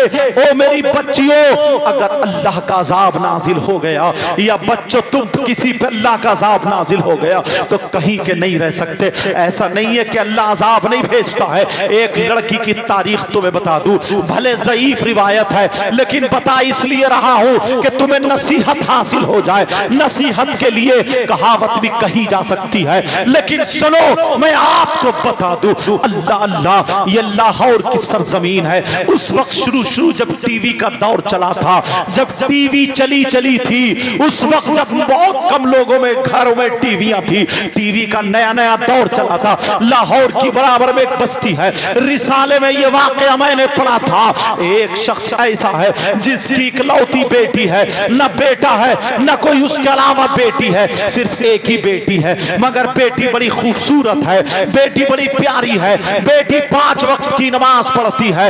ओ मेरी बच्चियों सुन लेना, वो 5 वक्त की नमाज पढ़ने वाली, वो कुरान शरीफ पढ़ने वाली बच्ची है, मगर उसकी सहेली बिगड़ी हुई थी, उसकी सहेली गलत थी, उसकी दोस्त जो थी वो गलत थी। उसकी माँ कहती है एक दिन जुमे का दिन आता है, अल्लाह अल्लाह जुमे के दिन वो लड़की कुरान शरीफ बैठे हुए, जुमे की नमाज के बाद तख्त पे बैठे हुए कुरान शरीफ की तिलावत कर रही थी। आप जानते औरतें जुमे के दिन कुरान शरीफ पढ़ती है, वो लड़की जुमे की नमाज के बाद कुरान शरीफ की तिलावत कर रही थी, 16वां सिपारा पढ़ रही थी, तकरीबन आधा सिपारा हो जाता है। इतने में दौड़ती हुई उसकी सहेली आ जाती है और हाथती हुई आकर के उसे चिपट जाती है, उसके गले में हाथ डाल के कहने लगती है, ओ मेरी सहेली, मैं तुझे अपनी जान से ज्यादा प्यार करती हूँ, मैं तुझे अपनी जान से ज्यादा समझती हूँ, देख मैं तुझे बुलाने आई हूँ। इसकी माँ अलग बैठे हुई चूल्हे पे मिट्टी लगा रही थी, इधर कहने लगी मैं तुझे बुलाने आई हूँ। कहा क्यों बुलाने आई है? कहा मेरे घर में टीवी चल रही है, अच्छे गाने आ रहे हैं, जबकि गाने अच्छे नहीं होते हैं लेकिन नकल कुफ्र नबाशद। वो लड़की कहने लगी अच्छे गाने चल रहे हैं, चल दोनों साथ में गाने दे सुनेंगे, चल टीवी देखेंगे। ये लड़की कहने लगी मैं कैसे जाऊं, मेरा भी सिपारा पूरा नहीं हुआ है, मैं अभी कुरान शरीफ की तिलावत कर रही हूँ, मैं कुरान शरीफ पढ़ रही हूँ, मैं कुरान शरीफ छोड़ के नहीं जा सकती। इस लड़की ने उसके सर पे हाथ मारा और मारने के बाद कहने लगी ओ पगली लड़की तू कैसी है? अरे जरा सोच, अगर टीवी से गाने निकल गए तो फिर क्या होगा, टीवी के सीन निकल गए तो क्या होगा, उसकी फिल्म निकल गई तो क्या होगा? अरे अगर कुरान शरीफ कोई भागा थोड़ी जा रहा है, ये कुरान तू बाद में भी पढ़ लेना, ये कुरान तेरा बाद में भी चल जाएगा, बाद में सिपारा पूरा कर लेना। इसके भी जहन में आ जाता है, इसने कुरान शरीफ को बंद कर दिया, सहेली के साथ उठ के खड़ी हो जाती है। इसकी माँ ने आवाज दे दी, माँ कहने लगी ओ मेरी बेटी मत जा, ओ मेरी लख्ते जिगर मत जा, बहुत गलत बात है। कुरान शरीफ को छोड़ के मत जा। अरे तू अल्लाह के कलाम को छोड़ के टीवी देखने जा रही है, अल्लाह के कलाम को छोड़ के तू गाने सुनने जा रही है, मत जा मत जा। कहा माँ मेरी सहेली आई है, मेरी सहेली देख कितने प्यार से बुला रही है। कहा तेरी सहेली नहीं है, ये शैतान है, शैतान। अरे सहेली की शक्ल में चुड़ैल है, ये चुड़ैल, ये शैतान है, ये खबीस है। जब इतना कहा तो उसकी सहेली नाराज हो गई और कहने लगी देख तेरी माँ कितनी खड़ूस है, तेरी माँ कितनी बुरी है। अगर मेरी माँ होती तो ऐसी चप्पल मारती कि मुंह तोड़ देती। ये तेरी माँ है जो मैंने सुन लिया मैं जा रही हो। इसने कह रहे बकने दे, मेरी माँ पागल हो गई है, मेरी माँ सटिया गई है। कहा माँ तुझे क्या हो गया है? इसकी माँ मुझे बेटी बेटी बोलती है और तू इसे शैतान कह रही है। कहा ये तेरी सहेली नहीं है, ये शैतान है, शैतान। तू इसके बहकावे में मत आ। मगर उस लड़की ने एक ना सुना, लड़की ने अपनी माँ का कहना नहीं माना। अरे कितनी लड़कियां ऐसी हैं जो अपनी माँ का कहना नहीं मानती है। ओ मेरी बच्ची हो, आज मैं तुमसे हाथ जोड़ के कह के जाता हूँ, अपनी माँ का कहना मत डालना, अपनी माँ का कहना हरगिज मत डालना। तुम्हारी माँ कभी तुम्हें गलत तालीम नहीं देगी, तुम्हारी माँ तुम्हारे बारे में कभी गलत नहीं सोचेगी। ओ मेरी बच्ची तू अपनी माँ की तरफ को, अपनी माँ की तरफ को अपनी गर्दन टेढ़ी मत करना। वो लड़की चली गई और जा करके उसने टीवी में जो देखना था देख लिया, लेकिन इधर अल्लाह नाराज हो गया। माँ रोती रह गई, उसने माँ को नाराज किया, अल्लाह नाराज हो गया। टीवी देखने के बाद जब लड़की घर वापस आती है, कुरान शरीफ तख्त पे रखा था, इसने सोचा चलो कुरान शरीफ का सिपारा पूरा कर लूं। ये लड़की ने सोचा चलो सिपारा पूरा कर लूं। लड़की जैसे ही बैठी कुरान शरीफ को हाथ लगाने वाली थी, अल्लाह अल्लाह अल्लाह साहब में आ जाता है। अल्लाह ने कहा तूने अपनी माँ का कहना नहीं माना, अल्लाह का अज़ाब नाजिल होता है। रहल के नीचे से अल्लाह ने खूंखार छिपकली पैदा कर दी। एक खूंखार छिपकली आती है, इतनी जहरीली छिपकली, वो निकल के आई और उस लड़की की पेशानी पे, वो लड़की की पेशानी पे चिपट जाती है और जैसे ही चिपटी वो लड़की को डसने लगी, काटने लगी। अब लड़की कह रही है माँ मुझे बचा लो, माँ मुझे बचा लो, माँ मुझे बचा लो। लेकिन अभी इसने माँ को तकलीफ दी है, माँ भूल जाती है, फौरन दौड़ पड़ी, कहने लगी मेरे लाल क्या बात है, मेरी बेटी क्या बात है। जब देखा तो छिपकली चिपटी पड़ी है। माँ मुझे ये छिपकली खा रही है। वो माँ चिमटा लेकर के दौड़ी ताकि अपनी बेटी की छिपकली छुड़ा दे। अरे छिपकली होती तो वो माँ छुड़ा देती, ये तो अल्लाह का अज़ाब था, छिपकली की शक्ल में अल्लाह का अज़ाब था। ओ मेरी बच्चियों अपनी माँ का कहना मत डालना, वरना अल्लाह नाराज हो जाएगा और अल्लाह नाराज हो गया तो दुनिया बर्बाद हो सकती है, आखिरत बर्बाद हो सकती है। उस लड़की के पास जब माँ चिमटा लेके आई, कहने लगी माँ माँ मुझे बचा लो माँ। उधर माँ ने जैसे ही चिमटा बढ़ाया, अल्लाह की कुदरत से पूरे जिस्म पर छिपकली छिपकली, पूरे जिस्म पर छिपकली छिपकली। अब लड़की के गालों पे छिपकली, लड़की के माथे पे छिपकली, लड़की के जिस्म पे छिपकली, लड़की के पेट पे छिपकली, लड़की के पाँवों पे छिपकली, लड़की के हाथों पे छिपकली, पूरे जिस्म पे छिपकली छिपकली। और सारी छिपकलियां लपक रही है। अगर माँ ने हाथ लगाया तो माँ के ऊपर भी नोच खाएंगे। अल्लाह अल्लाह। अब वो लड़की परेशान है, कह रही है माँ मुझे बचा लो। सारी छिपकली लड़की को नोच नोच के खा रही है, जहर चढ़ा रही है, पूरे तख्त पे छिपकली छिपकली हो जाती है। लड़की चीख रही है माँ मुझे बचा लो, माँ मुझे बचा लो। लेकिन माँ रो रो करके कह रही है मेरे लाल मैं कैसे बचाऊं। लड़की जब चीखी मोहल्ले की औरतें जमा हो गई, मोहल्ले के आदमी जमा हो गए। ये लड़की कहने लगी ओ मामू मुझे बचा लो, ताऊ मुझे बचा लो, खालू मुझे बचा लो। मगर कौन बचाए। वो लड़की घंटों चीखती रही। ओ मेरी बहन कभी अपनी माँ का कहना मत टालना। ओ मेरे भाई कभी अपने बाप का कहना मत टालना। अगर माँ बाप नाराज हो गए तो दुनिया बर्बाद हो जाएगी। अल्लाह अल्लाह ये माँ कह करके पुकार रही है मगर छिपकली नोच नोच के खा रही है। जहर चढ़ा दिया, लड़की फूलने लगी, लड़की सूजने लगी, लड़की मोटी पड़ गई, लड़की का जिस्म नीला पड़ गया, लड़की का जिस्म ऊदा पड़ गया, लड़की फटने के करीब हो गई। सारे लोग डर रहे हैं क्योंकि छिपकलियों ने इतना जहर चढ़ा दिया है। कुछ घंटों जब गुजर जाते हैं तो वो माथे पे जो छिपकली थी उस छिपकली ने जब डंक मारा, वो छिपकली ने जब काटा, छिपकली डसी। अल्लाह अल्लाह उस लड़की का इंतकाल हो गया। वो लड़की मर जाती है। ओ मेरी बहन मेरी बच्ची आज के बाद तुम मोबाइल चलाना गलत मत चलाना, मोबाइल पे चैटिंग मत करना, मोबाइल को गलत इस्तेमाल मत करना। ओ मेरे भाई तू भी याद रखना उस लड़की का इंतकाल हो गया।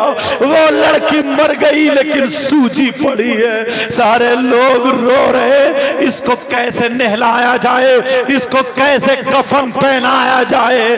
उसके जनाजे पे छिपकली घूम रही है, छिपकली घूम रही है। अब इमाम साहब आ जाते हैं, इमाम साहब भी चक्कर में है कैसे नहलाए।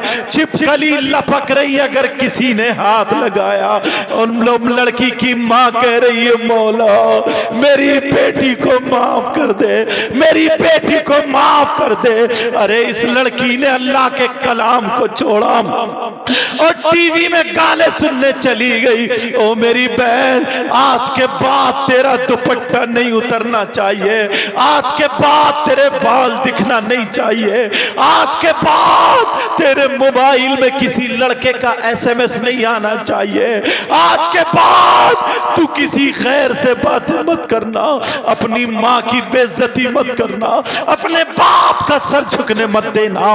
अरे तू दुनिया वालों को बता देना मैं फातिमा तो नहीं बन सकती हूँ मगर कनीज़े फातिमा जरूर बन सकती हूँ। ओ मेरी बहन अब जरा सुनो, वो लड़की का इंतकाल जब हो गया लोग कह रहे कैसे नहलाया जाए। कहीं से गानों की आवाज आ जाती है, कहीं से जब आवाज आई तो वो छिपकली गायब हो जाती है। गाने की आवाज सुन के वो छिपकली गायब होती है और जैसे ही गानों की आवाज खत्म हुई फिर छिपकली मौजूद है। लोगों ने कहा इसके जनाजे पे टीवी चला दो। हाय हाय मुसलमान की बेटी, इसके जनाजे पे सूरे मुल्क पढ़ी जाती, सूरे यासीन पढ़ी जाती, सूरे बकर की शुरू और आखिरी आयतें पढ़ी जाती, कुरान की तिलावत होती। लेकिन इसके कारनामे देखो, अल्लाह नाराज हो गया।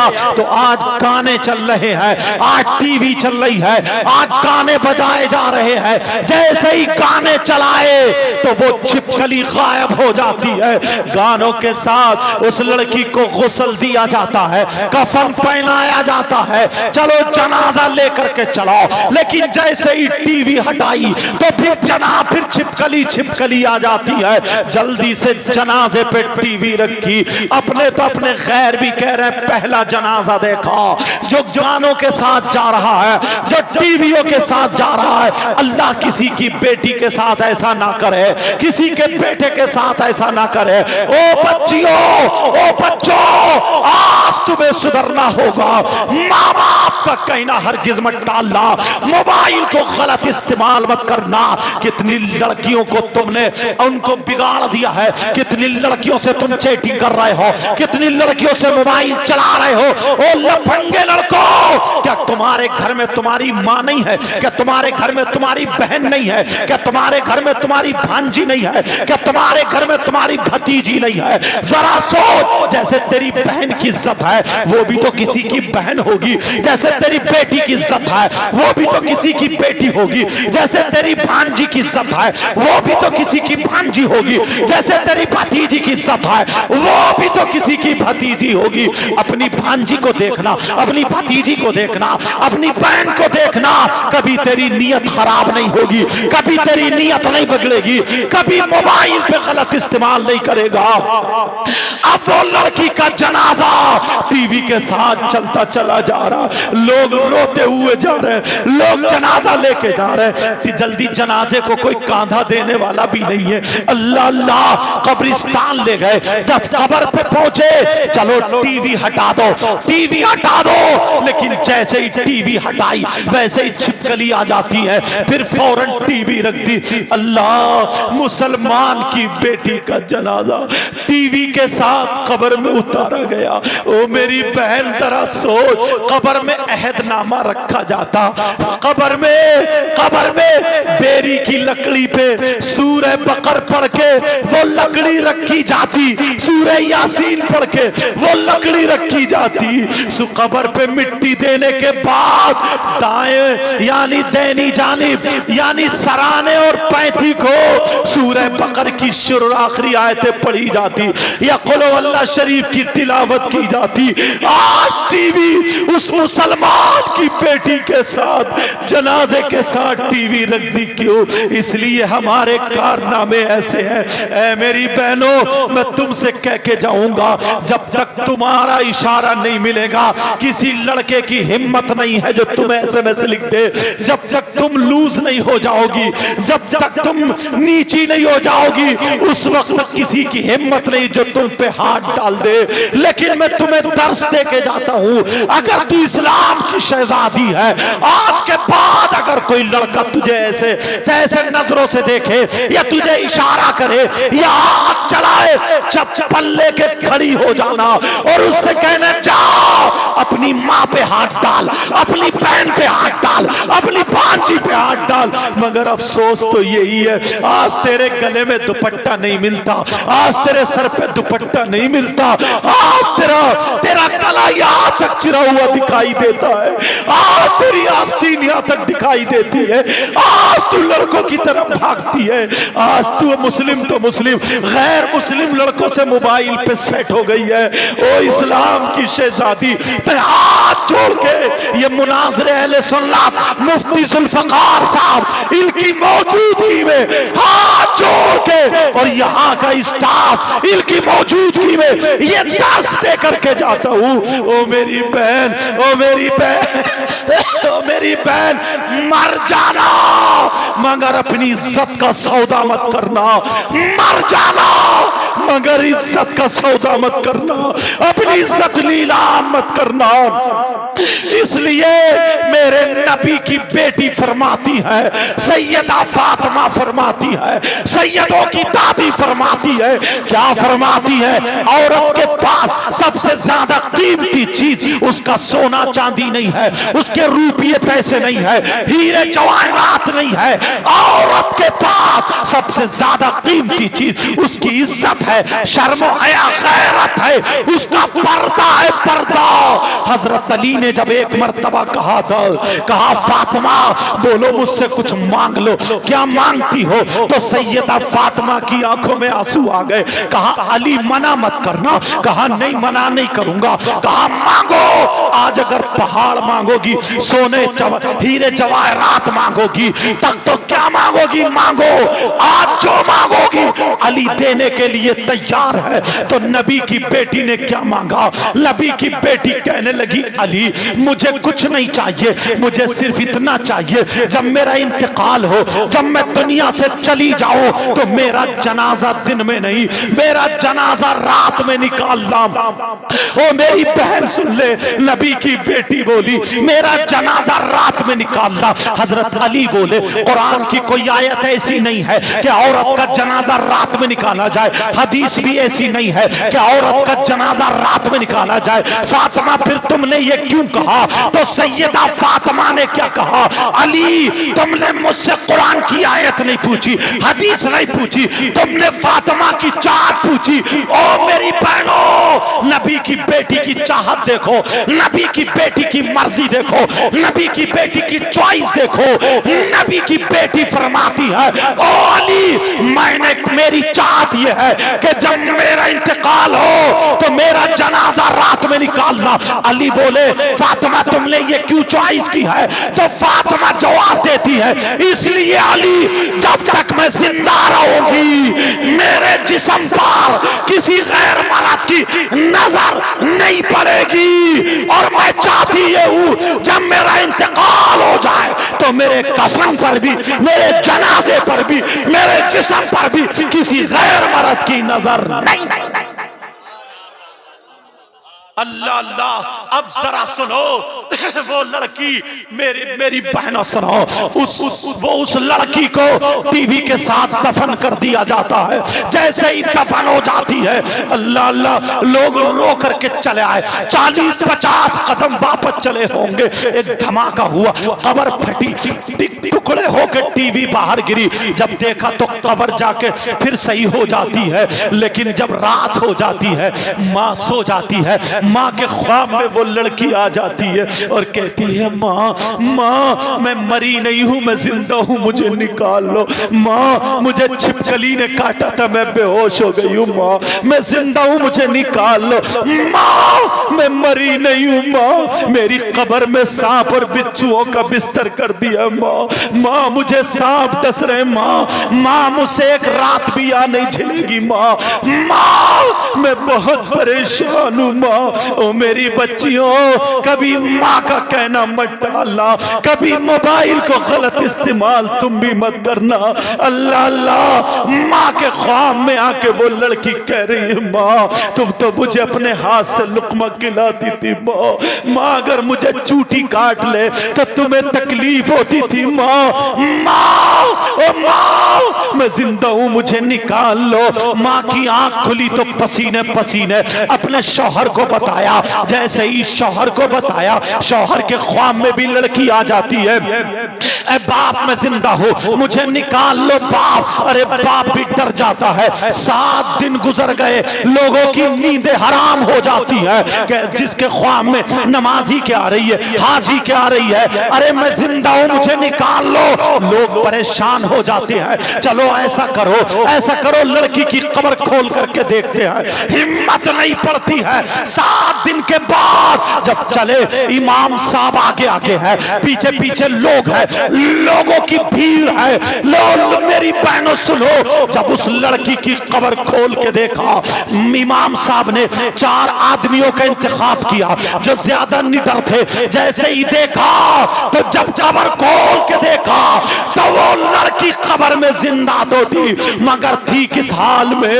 उस लड़की के कब्र में सांप और बिच्छुओं का बिस्तर था, और एक सांप 4 मुंह वाला था जिसके 2 मुंह नीचे थे और 2 मुंह ऊपर थे। ऊपर वाले मुंह से जबान की जड़ें पकड़े हुए था, दूसरे मुंह से नाक के नथने पकड़े हुए था, और गले में लपेटा मार के, सीने में लपेटा मार के, पांवों में लपेटा मार के, नीचे वाले मुंह से वो सांप यहाँ पे लगाए हुए था, तलुए पे लगाए हुए था, दूसरा मुंह दूसरे तलुए पे लगाए हुए था। और लड़की ऐसे तड़प रही थी जैसे बिजली का करंट लगता हो। लोगों की चीखें निकल गई, कुछ भाग पड़े, कुछ औरतें आदमी बेहोश होकर गिर पड़े, लेकिन यही इमाम इसकी आंखों में आंसू तो आ गए, मगर जैसे ही आंखों में आंसू आए इसे नबी याद आ जाते हैं, क्योंकि इसने पढ़ा था अगर कहीं अल्लाह का अज़ाब नाजिल हो तो आजान पढ़ो, अगर कहीं तूफान आए तो आजान पढ़ो, कहीं बलाओं का नुज़ूल हो तो आजान पढ़ो, हवाएं तेज चले तो आजान पढ़ो, अगर जिन्नात आ जाए तो आजान पढ़ो, बलाएं मुसीबतें आफतें उतरे तो आजान पढ़ो, किसी मुसीबत भंवर में फंस जाए तो आजान पढ़ो। ये इमाम आगे बढ़ा और दिल में खुदा का डर बिठाए हुए आंखों को बंद करके कानों में उंगली लगा के आजान पढ़ता है पूरी ताकत से, अल्लाहू अकबर अल्लाहू अकबर। जब ला इलाहा इल्लल्लाह पे आता है और आंखें खोल के देखा तो कब्र का अज़ाब खत्म हो चुका था और लड़की कब्र के अंदर जिंदा रही। नारे तकबीर, नारे रिसालत, उलमाए अहले सुन्नत, जलसे दस्तार बंदी, सुभान अल्लाह। प्यारो, वो लड़की जिंदा तो थी, मगर थी किस हाल में ये भी सुनो। यहां से नीचे को उसका औरत का जिस्म था और यहां से ऊपर को उसका खिंजीर का मुंह बन गया। खिंजीर जानते हैं, सुअर, उसका मुंह बन गया था। पूछा कि क्यों? तो वो अब उसकी माँ अगर कुछ बोलती थी ना तो वो माँ को दांत पीसती थी, माँ की तरफ को मुंह चुड़ाती थी। माँ अगर कुछ बोलती थी तो मुंह टेढ़ा करके बोलती थी, माँ का कहना नहीं मानती थी। अल्लाह इस बात से नाराज हो गया। तो मैं हाथ जोड़ के कहता हूं, मेरी बच्चियों, मेरे भाइयों, कभी माँ बाप को नाराज मत करना, कभी अल्लाह की नाफरमानी मत करना। समझ रहे ना मेरी बात? कोई काम ऐसा मत करना जिससे अल्लाह और रसूल नाराज हो गए। मुफ्ती साहब को बहुत देर बैठे हुए, इससे आगे ज्यादा नहीं बोलूंगा। आप जानते हैं अभी दस्तार का मौका बाकी, दस्तार बंदी है। और मैं आपको बताऊं यार, दिल पिघल गया है, मुझसे कहना भी नहीं आता। कितने बच्चे फारिग हजरत? 8 बच्चे यहां से फारिग हैं। मैं तकरीर करके आया, चला गया। लेकिन एक दिन हमारी भी ऐसी दस्तार थी,